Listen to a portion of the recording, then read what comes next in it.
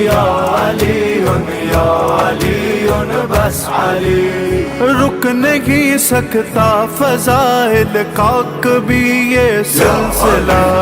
یا علی شیر خدا یا علی مشکل کشا یا علی عقدہ کشا یا علی حاجت روا. یا علی شیر خدا یا علی مشکل کشا یا علی عقدہ کشا یا علی حاجت روا. دیکھا اس دنیا نے بھی نوری سفر ہوتے ہوئے. آ گئی بنت اسد کعبے میں گھر ہوتے ہوئے. در بنا دیوار میں ہاں در بنا دیوار میں موجود در ہوتے ہوئے. تیری آمد پر خوشی سے اس قدر کعبہ ہنسا. یا علی یا علی اعجاز حق یا علی شیر خدا یا علی مشکل کشا یا علی عقدہ کشا. پہلی چیز یہ ہے کہ علی کی محبت ایمان ہے. دیکھیے محبت کا جہاں تک تعلق ہے تو امام حسن اور امام حسین کو بھی دنیا بہت چاہتی ہے، لیکن ان کی محبت سب کے دل میں ہوتی ہے. اور خود حدیثیں بھی ہیں کہ ان لوگوں کی محبت سب کے دل میں ہوگی، لیکن علی کی محبت سب کے دل میں نہیں ہوگی سوائے ایماندار کے، صاحب ایمان کے دل میں محبت ہوگی. اس کا مطلب یہ ہے کہ انسان کہے جانے کے قابل نہیں ہے اگر حسین سے محبت نہ کرتا ہو، اور مومن کہنے کے لائق نہیں جب تک علی سے محبت نہ کرتا. اب آئیے حضرت علی کون ہے؟ دنیا کا وہ پہلا انسان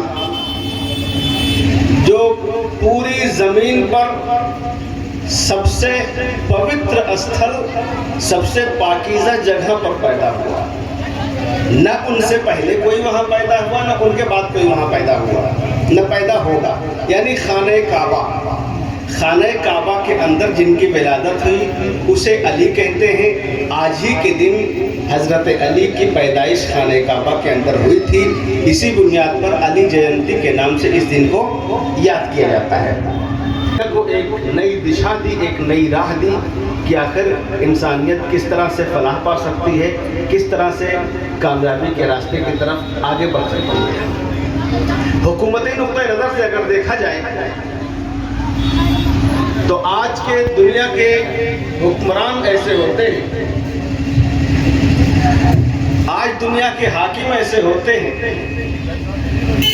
جو 20 لاکھ کی ایک کوٹ پہن کر بہت فخر محسوس کرتے ہیں. آج دنیا کی حکومتیں ہیں جو جتنا زیادہ غریبوں کا حق چھین لے اتنی مضبوط سرکار بنتی ہے.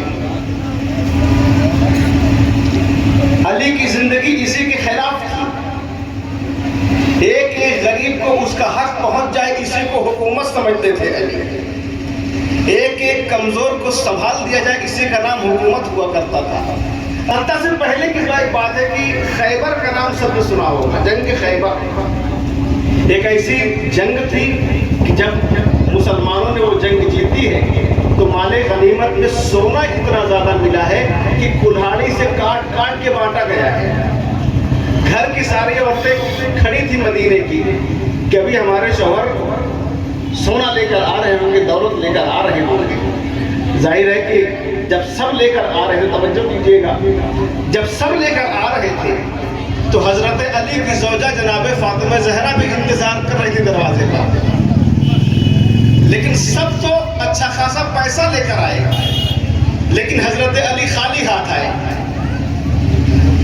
تو یہ بالکل عقل میں آنے والی بات ہے کہ پوچھنا چاہیے تھا، اور پوچھا کہ آپ کو کچھ مال غنیمت ملا نہیں؟ تو انہوں نے کہا ملا تھا، سب سے زیادہ مجھ کو ملا تھا، اس لیے کہ میری محنت سب سے زیادہ تھی. کہا پھر کیا کیا آپ نے؟ تو آپ نے کہا کہ آپ کو معلوم ہے کہ ہمارے شہر سے ملی ہوئی ایک فقیروں کی بستی ہے، غریبوں کی، جہاں پر یتیم رہتے ہیں، غریب رہتے ہیں، مسکین رہتے ہیں، میں نے اپنا سارا سونا انہیں تقسیم کر دیا۔ دوسری بیوی ہوتی تو کہتی یہ کیا کر دیا آپ نے؟ کئی دن سے اپنے گھر میں چولہا نہیں جل رہا تھا، سامان سب ختم ہو چکا ہے، آپ لاتے تو کچھ اچھے دن ہمارے بھی آ جاتے۔ لیکن وہ خوش ہوئے، کہنے لگے یہ تو بڑا اچھا کام کیا آپ نے، غریبوں کو پورا پیسہ بانٹ دیا تو بہت اچھا کیا۔ تو حضرت علی خاموش ہوئے کہ یہ رویہ دیکھ کر کہ میرے ساتھ ساتھ یہ بھی اس بھلائی میں حصہ لے رہی ہیں۔ پھر وہ خوش ہو کے کہتی ہیں، حضرت محمد صلی اللہ علیہ وسلم کی بیٹی حضرت علی کی زوجہ فاطمہ زہرا کہتی ہیں کہ میں نے یہ نیت کی تھی، میں نے یہ ارادہ کیا تھا کہ آج ہمارے شوہر جو مال و دولت اور پیسہ لے کر آئیں گے جنگ جیت کر، میں سب اسے غریبوں میں بانٹ دوں گی۔ سوچا میں نے اور اسے آپ نے کر دکھایا۔ یہ کہہ کر اپنے ہاتھوں کو آپ نے بلند کیے، پروردگار تیرا لاکھ لاکھ شکر، تو نے ایسا شوہر دیا کہ نیت میں کرتی ہوں، عمل کر کے وہ دکھا دیا۔ تو یہ ایک ایسی کامیاب لائف آپ کی جو کہ دنیا کے لیے، لوگوں کے لیے نمونہ عمل ہے۔ یہ ستہ سے پہلے کہ ہے کہ وہ سوچ آپ کی تھی کہ کوئی غریب نہ رہے، ایسا نہ ہو کہ ہمارے بچے اچھا کپڑا پہنے تو دوسروں کے بچے اس سے خراب کپڑا پہنے۔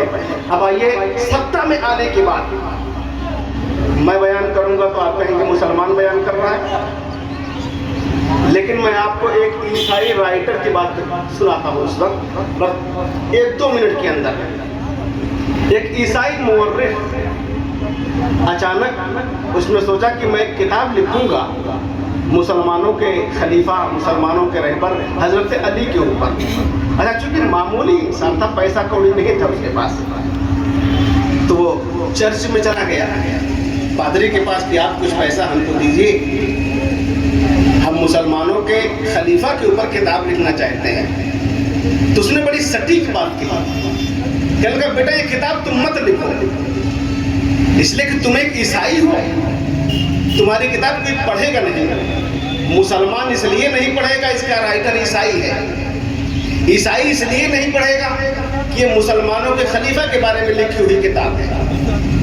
تو اس نے کہا نہیں، لیکن مجھے لکھنا ہے، اس لیے کہ حضرت علی کے کچھ احسان ہمارے پوری قوم کے اوپر ہیں، یہ کتاب لکھ کر میں وہ احسان اتار دینا چاہتا ہوں۔ تو اس نے پوچھا کہ وہ احسان کیا ہے؟ تو وہ کہتا ہے کہ حضرت علی کا سب سے بڑا احسان ہم پورے عیسائیوں پر یہ ہے کہ جس وقت اسلام کامیاب ہوتا چلا جا رہا تھا اور مسلمانوں کے رسول کی آنکھ بند ہو گئی، اس کے بعد جو خلافتیں آئیں انہوں نے ہماری زمینوں کو ہم سے لیا، ہمیں واپس نہیں دیا، لیکن حضرت علی کی 4 سالہ 4.5 سالہ حکومت جب آئی تو انہوں نے سب سے پہلا کام یہ کیا کہ جن کی زمینیں لی گئی ہیں انہیں واپس کر دی جائے، جن کا جو حق ہے اسے ادا کر دیا جائے۔ تو وہ کہتا ہے چونکہ ہم پوری عیسائیت پر ان کا احسان ہے کہ انہوں نے ہماری پراپرٹی واپس کر دیا، تو میں اس چیز کو، ان کی عدالت کو کتاب کے دامن میں سمیٹنا چاہتا ہوں۔ اب اس نے کتاب لکھی، اس پادری نے پیسے دیے، کتاب لکھی گئی اور چھپی۔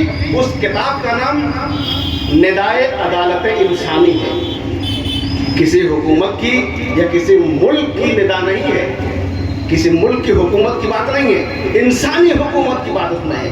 اس نے اس چیپٹر میں لکھا کہ علی اس بادشاہ کا نام ہے کہ اس نے اس وقت تک کھانا نہیں کھایا جب تک ایک ایک غریب کے سرحانے روٹی نہیں پہنچا دی۔ علی ایسے بادشاہ کا نام ہے کہ اس نے اس وقت تک نیا لباس نہیں پہنا جب تک ایک ایک غریب کو کپڑا نہیں پہنا دیا۔ تو عزیزان محترم، حضرت علی کی زندگی عام آدمیوں کے لیے بھی ایک نمونہ عمل ہے، شاسن پرشاسن کے لیے نمونہ عمل ہے، پوری دنیا کے لیے نمونہ عمل ہے۔ بس آخر کلام میں یہی ہماری دعا ہے کہ خداوند عالم ہم سب کو حضرت علی کے راستے پر چلنے کی توفیق عنایت فرمائے، ان کی محبت ہم یا علی بس علی دین حق کا پاسباں ہے یا علی یا علی، عظمتوں کا آسماں ہے یا علی یا علی، فکر کی پرواز ممکن ہی نہیں، نقش پا تیرا جہاں ہے علی، تو ہی ناصر تو ہی مونز تو ہی آقا، تو نے